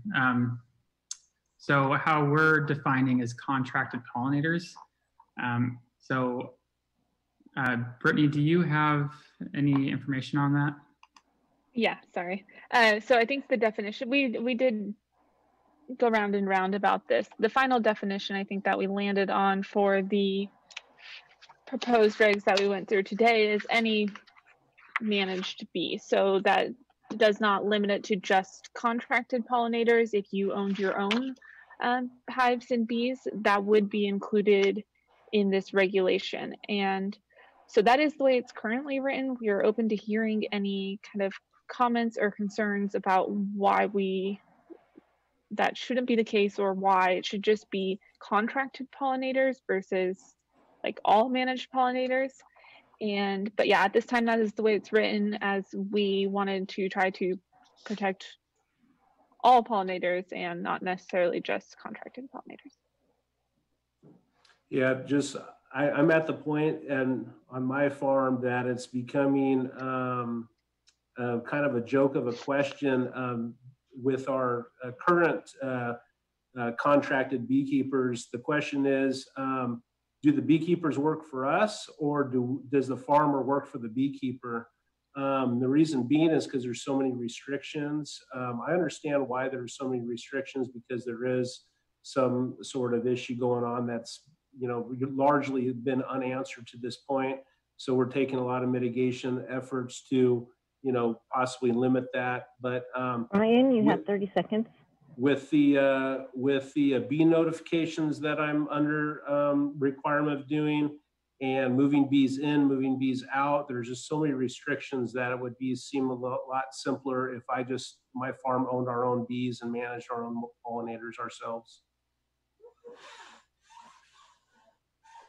Yes, thank you, Brian, for your comment about that. Yeah, we do understand it is kind of complex in terms of who owns the bees and the restrictions that are currently there and new proposed restrictions, all making it very complicated. So like I said, we do welcome any feedback that you want to provide us, maybe in written comments, so that we can continue having this kind of conversation and continue, to discuss it. Thank you, Brian. Okay, we're going to move through some general Q&A questions. The first of which is an anonymous attendee asked by Q&A, are you aware that these 4 compounds are not equally systemic in the plant? So in our risk determination, we actually did do a breakdown on chemical properties. And so we are aware that there are slight differences within the chemicals. And that's also why you see that there's different proposed regulations for each chemical. Perfect. And next we have another anonymous attendee in our question and answer who asks, what is the scientific basis of prohibiting imidacloprid soil application in fruiting vegetables and berries / small fruits? Yeah, I can take that. Yeah, the scientific basis would be not having data that supports those uses. So in other words, not having any data at application rates that say those application rates are safe to bees. So that is the scientific basis of suggesting to prohibit. Perfect. And then moving through to another anonymous attendee asked by question and answer, a general question. When considering use of managed pollinators, is it correct to assume that this only applies to the operation in question and not neighboring areas?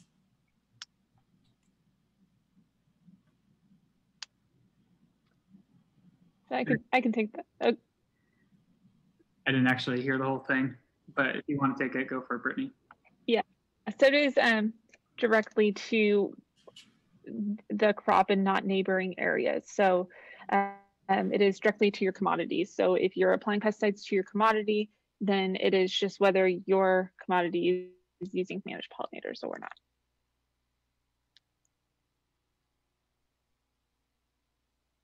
Perfect. Thank you, Brittany.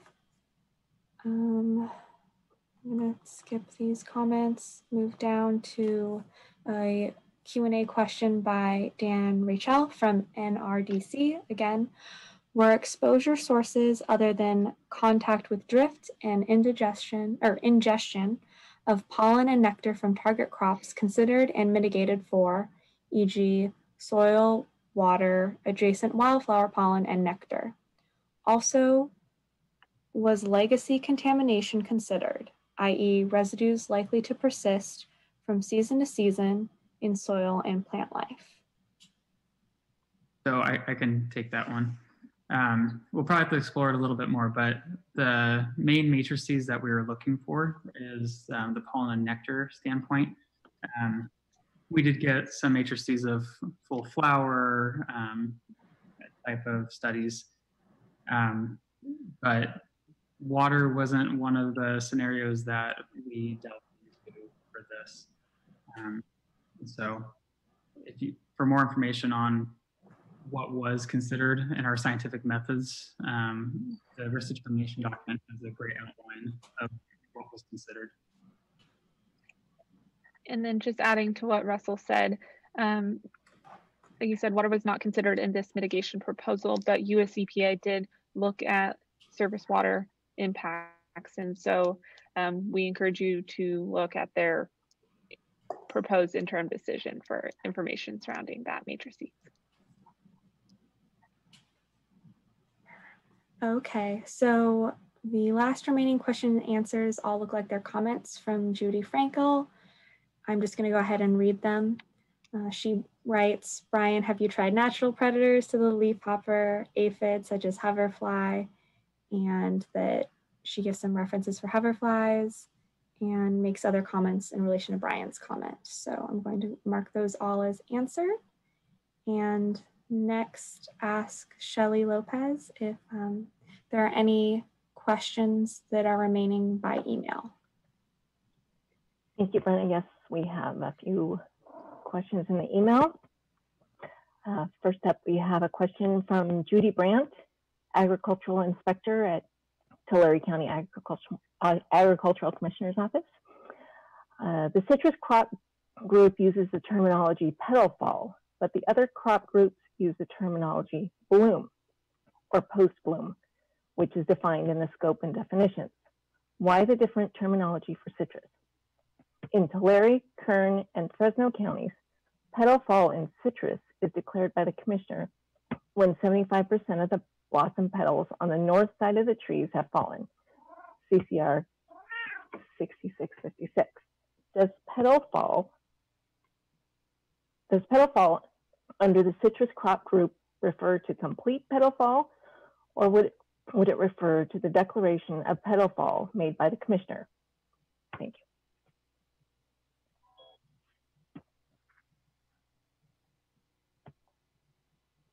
Brittany, do you have any comment on this? Yeah, sorry, I'm trying. Yeah, Denise is raising her hand. Well, I was going to say that we recently met with a core group of county agricultural commissioners, and they did bring that to our attention. We're currently having active discussion on that so as to not provide any more ambiguity, that we have a clear definition, which will be putting in our final proposed mitigation measures. Thank you for that. We are aware of it. Yes, and then just to add one more thing on that, the bloom definition that we have in the scope and definitions is kind of general, as bloom is different for many crops. And so that was our intent, to leave it so general there, but we are trying to have continued discussions on that.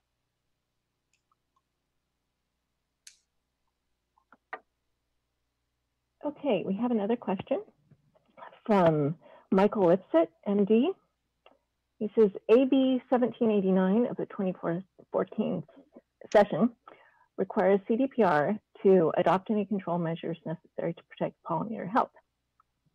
The proposal being discussed today deals only with the agricultural crops and honeybees. The proposal does not address how these regulations would protect other pollinators, including bumblebees or any of California's 1,500 plus native bee species, butterflies, hummingbirds, and others. Nor are other uses addressed, such as on ornamentals or other residential or urban uses. Is this proposal just intended to be a first step in the process of pollinator protection? In its present state, it only partially complies with their statutory mandate. So I can take that. That goes back to the scope of our reevaluation with regards to our reevaluation is based in looking at concerns the honeybees and then on the agricultural side. But that's not to say that if we receive information that there are concerns in those other areas that those wouldn't go into reevaluation as well. It's just the scope of this reevaluation is based on honeybees, and for our regulations going forward, we're hoping that the regulations also help mitigate concerns to other pollinators.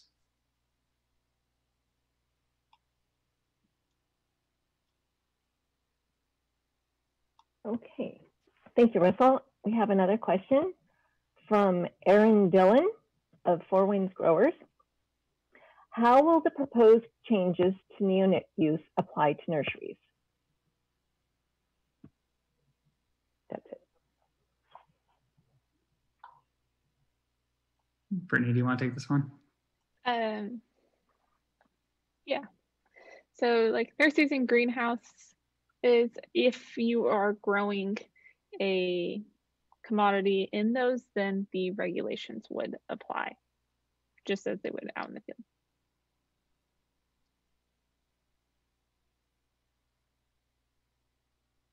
Okay, next let's go through a question and answer posed by Dan Rachel from NRDC. Is DPR planning additional mitigation for the other neonic uses to protect pollinator health, e.g. non-agricultural neonic uses? Similarly, is DPR planning neonic mitigation to address impacts outside the scope of honeybee health, e.g. to protect aquatic ecosystems and water supplies? We've looked at the US EPA mitigation proposal and have seen several concerns with it. Yeah, thank you for your comment, Dan. So back to the scope of our reevaluation, we are specifically looking at agricultural uses. But once again, that doesn't mean that those other areas will not be addressed in the future.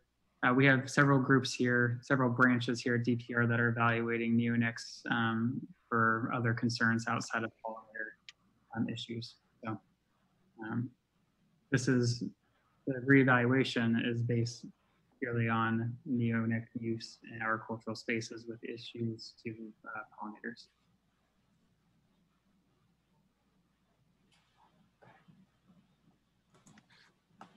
Okay, we actually have a question and answer from Monique Joy Rivera, who writes, the answer just provided about nurseries is in direct conflict with the answer I received to this question.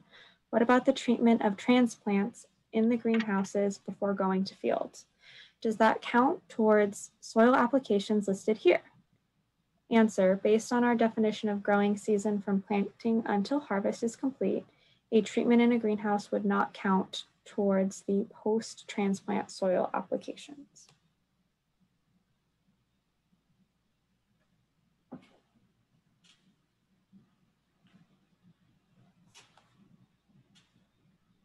So I'll take a first stab at that and then we can go from there. We're looking at two different periods of time. So the question that was asked earlier was asking about treatment prior to transplant, moving that tree to the field and planting at the field. Applications that occur in the nursery versus applications that occur in the field based on our definition of growing season would be considered two separate growing seasons because we define from planting to harvest. Now that's different from whether or not these regulations would apply at a nursery or greenhouse, which is what Brittany was answering in the previous question. Thank you for following up on that. Thank you, Karen. Okay, it looks like at this time we've answered all of the Q&A that's been currently posed, and there are no attendees with their hands raised at this moment. Are there any questions posed by email at this time, Shelley? Yes, Brenda, there are a couple of older email questions from earlier in the presentation. So one of them is from, actually, they're both from Peter Nelson. The first question is, it is impossible to believe that the honeybee populations are declining when almond acreage is up. Almond growers are demanding active, healthy hives and more hives per acre. In fact, this year is a record bee-pollinated crop. Where do you get the information that honeybee hives are declining? That's his first question.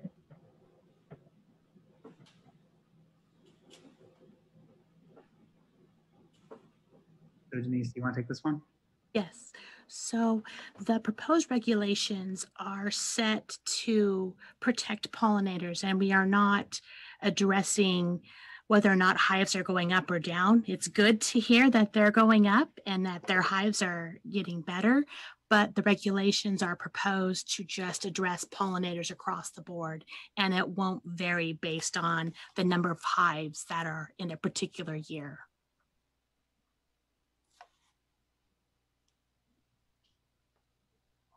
Okay, thank you. And then the other question from Peter Nelson has to do with the rate of an imidacloprid, and that the point, I'm going to skip part of it, but the 0.086 rate will not be effective, and that the maximum rate of 0.5 pounds AI is the only effective rate. And he comments that ACP is an invasive species threatening the livelihood of citrus farmers. Florida has seen a 50% decrease in state citrus production and is in economic turmoil due to ACP. EPA is not recommending a ban of imidacloprid. You are. How do you justify the difference?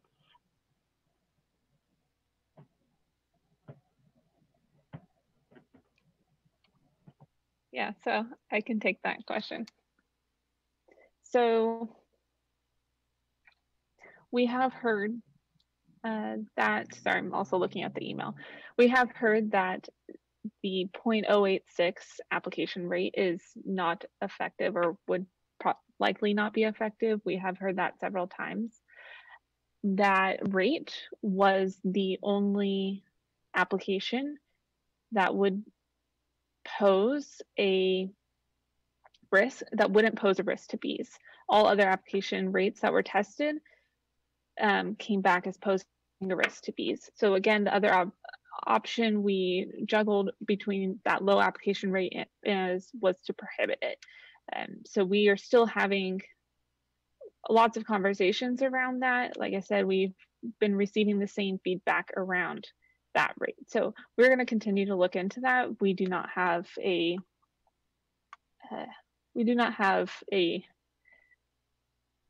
new rate at this time, but we are going to continue to look into that. Sorry, let me pull back up that email because it somehow disappeared from my screen.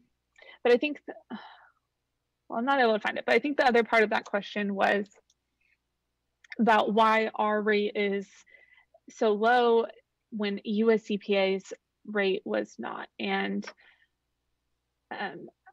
I believe that USCPA has the ability to account for economic benefits, and meaning that citrus is such a large industry and they are able to take that into account. So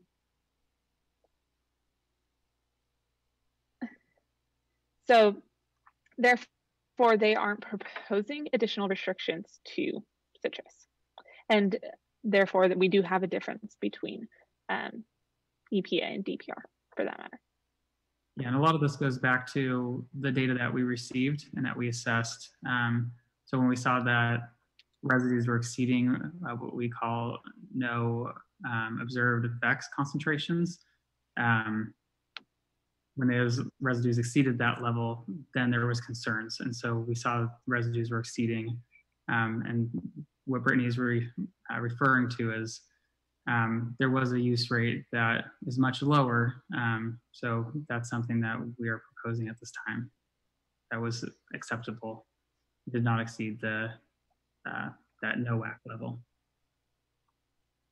And I'll just add in that we're very mindful of the devastating impacts that ACP has had in Florida and the real concerns about what that looks like for the citrus industry in California. And so we are, attempting to find a balance of making sure that there are tools in place to be able to manage that while recognizing that there are risks that are posed by citrus to pollinators. And so that speaks to some of the language and some of the points that have been raised by other speakers today around where emergency exemptions would or would not apply. What does it look like for voluntary management? What are the rates that are proposed, and are those efficacious? So we very much appreciate the feedback. This is something that we are looking to incorporate and try to balance, but it is really a balance of risk to pollinators and management of another disease.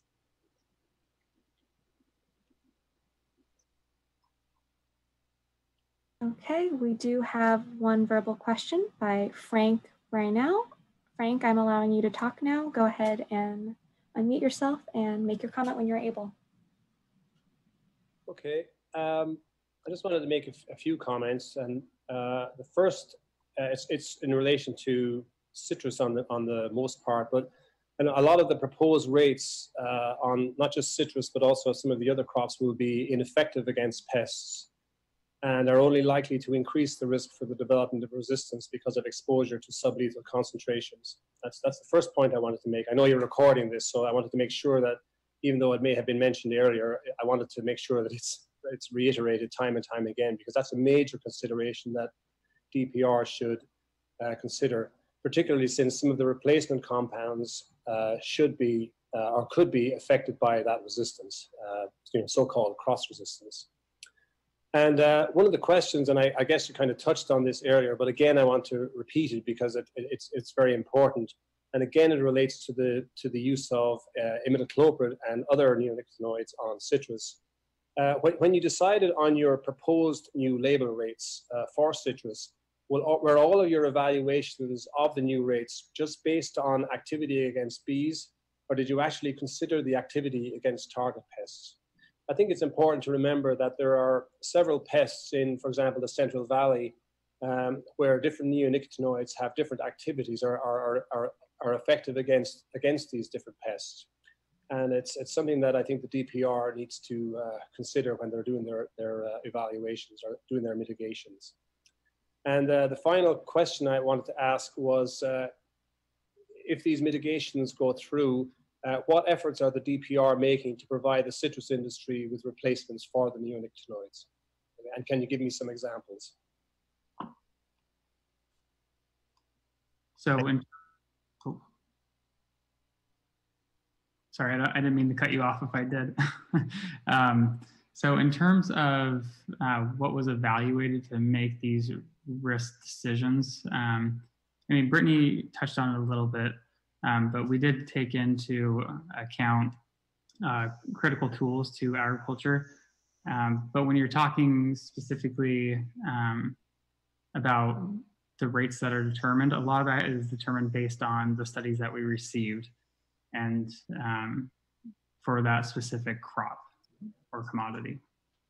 I'm not aware of any rate as low as 0.086 pounds of active ingredient for imidacloprid on citrus.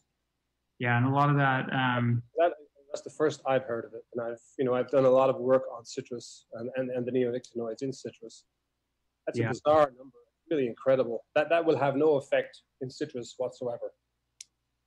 That's good information. On field citrus on a large tree. So for the trials that we did receive, Denise talked about this a little bit, how they're conducted at worst case scenarios based on the maximum application rate and the minimum reapplication interval over a 2-year period. But there were other trials included in certain data sets that were lower application rates. And so that can be a product of the lower application rate that we saw.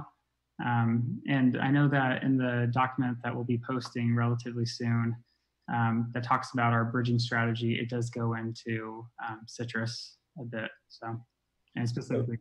Yeah, we conducted a study in the area around Lincove, where Beth Grafton-Cardwell is the director of. We did a study there analyzing and we submitted this to the DPR, where the majority of growers are using half the Admire Pro treatment rate. And we found that in our study that those, the nectar concentrations of imidacloprid and the metabolites were actually below your target levels. So that's why, again, I'm just making sure that you get my point that 0.086 is very low when we consider that even half the rate of imidacloprid didn't have any, didn't reach the no effect levels that were, that you're using, the 25 micrograms per kilogram. Yeah, and maybe we can connect offline a bit, but if you can submit the specific information that you did submit to our department, that way we can. It was already submitted. It was already submitted as part of our, the UCR package to the DPR. So you actually have that report. Yeah. Okay. Russell, it's some of the early submittals that I have the reference numbers for. I can get those to you. Perfect. Sounds great. Yeah, but they should be. It doesn't matter how early they are. They should still be relevant. Definitely. So sorry, Russell, you probably forgot the last question I asked, but what efforts are the DPR making to provide the citrus industry with replacements for the neonicotinoids if the neonicotinoids are, deemed inappropriate for use in citrus? So at this point, we're pretty early on in this rulemaking process. We haven't formally noticed. So I'm not sure what discussions executives had about offering alternatives and types of research. So if Karen wants to touch on that. Sure. So we, in general, as a department, strongly encourage looking at alternate tools to look at management of pests. We recognize that there's a value for having a range of different tools. We have a number of different grants programs that support the work of developing additional IPM strategies to manage pests. So this is something that we would certainly be in conversation around actions on neonics to determine how do we support the identification of alternatives. But I want to emphasize what Russell said, and that this is still fairly early in the process, and so we are continuing to refine and develop. And so this is, something that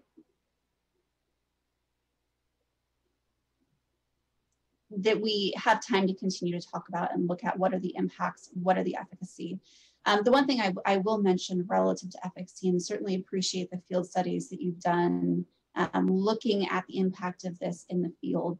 One of the elements that we do review as a department is efficacy for products prior to their registration. And so when we're going through and looking at flagging label rates that are within the ranges that are specified on labels, those are ranges for which we have efficacy data to support the use of that product against certain pests.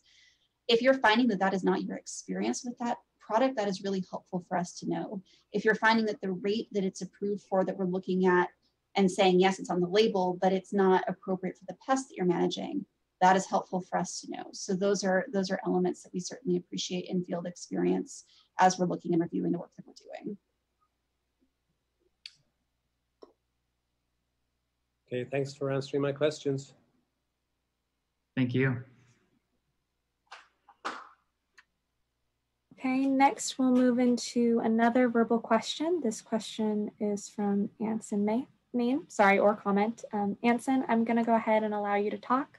Feel free to unmute yourself and make your comment or question when you're able.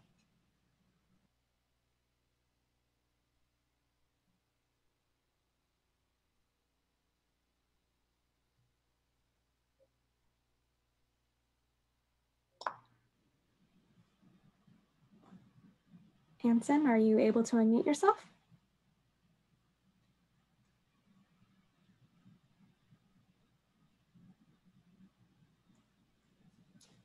Okay, it sounds like we're having some difficulty with Anson's ability to pose a verbal question. Anson, can you please pose your question in the question and answer when you have time? Just because it seems like we're having some technical difficulty. We'll go ahead and move into a question and answer posed by Beth. Beth writes that 0.86 pounds of AI, she doesn't specify the active ingredient, but she says active ingredient is below all labels listed for systemic for citrus. I think she's probably in reference to the conversation with Frank. Oh, imidacloprid. Beth clarified imidacloprid. Thank you, Beth.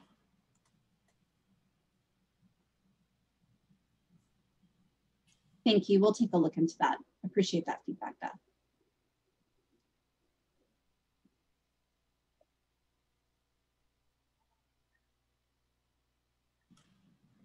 Okay, it looks like at this time there are no, Anson confirmed by question and answer that his question was answered. Thank you, Anson. There are no other question and answers posed at this time, and I do not see any raised hands. Shelley, can you confirm if there are any questions posed by email right now that are pending? Yes, we have one new email. It is a comment rather than question, but I will read it. It is from Robert Ean. representing the California Garlic and Onion Research Board.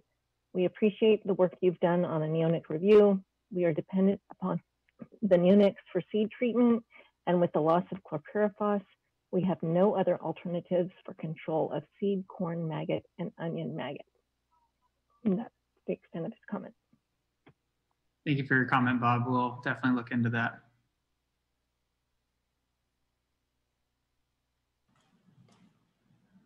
Okay, it sounds like there are no other questions or pending verbal comments or emails at this time. So if that's all, we'll go ahead and close out, I think. So I'll just reiterate, thank you everyone for calling into this. I do want to mention we'll be doing another webinar tomorrow evening. The content will be identical to what we covered today. So just from management, because I know that it's a lot out of your schedule and time to come and participate and provide feedback. So we very much appreciate that and look forward to continuing to engage as this moves forward. Would point you to, again, signing up for our listservs, both for California notices as well as for the pending regulatory action, to make sure that you're getting up-to-date information about how we move, how we're moving forward on these items, that you can continue to be engaged in this work. And just a reminder that the comment period is open until October 11th, 2020. So if you do have comments after this webinar, please feel free to send those into the neonics@cdpr.ca.gov.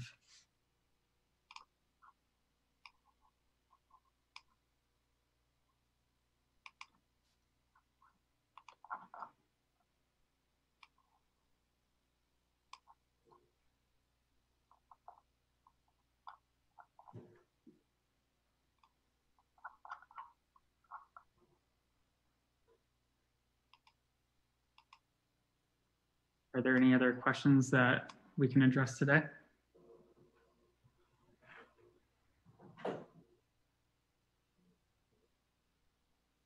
Thanks, everybody. Well, if that's all questions, we'll close out today. Just want to say thank you, everyone, for being on this webinar today. We appreciate your time and your thoughtful comments and questions. Additional comments can be submitted either by email, voicemail, or in hard copy form through the U.S. Postal Office. I know that's, most people probably prefer the email, so feel free to shoot us an email. Thank you, everyone. Have a great day.